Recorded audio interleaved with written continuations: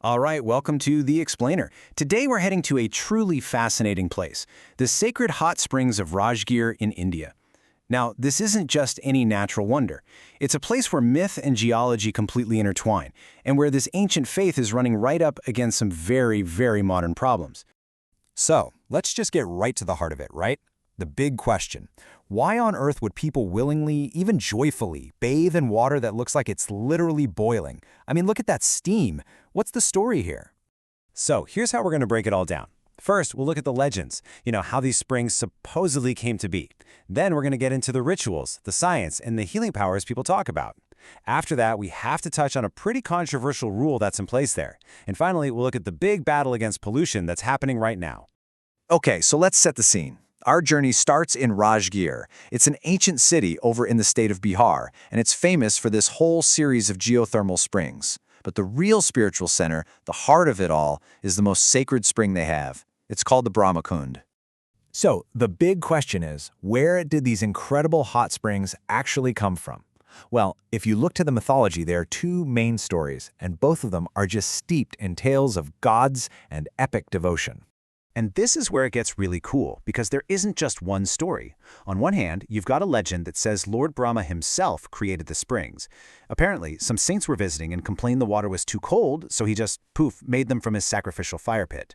But then there's another story about a king named Vasu.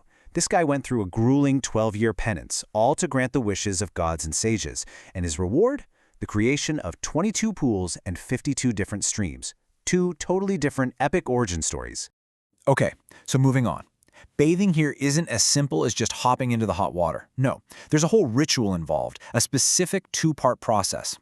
And what's fascinating is how it perfectly blends this deep spiritual meaning with a surprisingly practical, almost scientific purpose.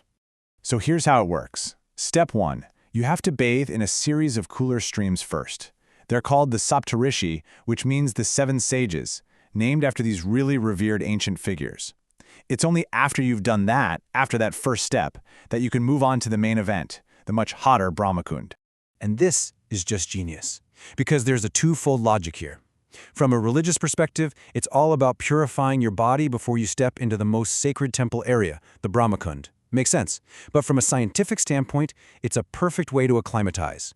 You're letting your body get used to the heat in the cooler streams, which helps prevent thermal shock when you finally get into that really, really hot water of the main pool. It's both spiritual and incredibly smart. So, what does it actually feel like for the people who take the plunge? Well, from what we can tell, it's often described as just pure, total bliss. You even have one bather exclaiming from the water, "Anand arahahe, Anand," which basically means, "I am feeling joy, joy." It's this incredible moment of both spiritual and physical release. And it's not just about that spiritual joy. A lot of people come here seeking actual physical healing.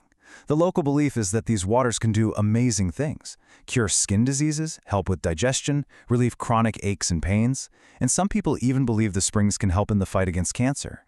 But this place of healing and openness for so many, it's also at the center of a very long-standing and frankly a pretty sensitive rule. Here it is. At the main Brahmakund complex, there's a major restriction. According to the local committee that runs the place, they're called the Panda Committee, people of the Muslim faith are not allowed to enter. So how do they justify this? Well, the president of the Panda Committee, Dr. Awadesh Upadhyay, explains that the rule comes from what he calls religious sentiment. He says the ban has actually been in place since the time of Muslim rule in India, and that it was even legally backed up by a court ruling from the Kakalda High Court back in 1938, so this was before India became independent. And that brings us to our final section, and it's a challenge you really can't miss if you go there. It's this really stark, almost jarring contrast between the spiritual purity everyone talks about and the very real physical pollution all around the site. I mean, on one side of the coin, you have these incredible experiences. People describe feeling this profound sense of cleansing, both physically and spiritually. One person even said that after bathing, their body felt completely new, quote, like it has become golden. Just a total reset. But then you look around, and the reality on the ground is, well, it's pretty grim. The entire sacred area, and the beautiful Vipalachal mountain right next to it, are just littered with garbage.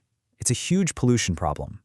So what's causing all this mess? Well, according to the locals, it's a mix of things. You have visitors who treat this sacred site like a picnic spot, just leaving behind food, plates, even waste from cooking meat. There's also waste left over from post-funeral rituals. And what makes it all so much worse is that there's just no infrastructure to handle it. You can't find public dustbins, and there's no government-run system to get rid of the trash. And all of this really leaves us with a huge, important question, doesn't it? When you have faith, tourism, and ancient traditions all coming together in one place, who's actually responsible for protecting it? How do we make sure that both the spiritual purity and the physical environment of these incredible natural wonders are preserved for the future?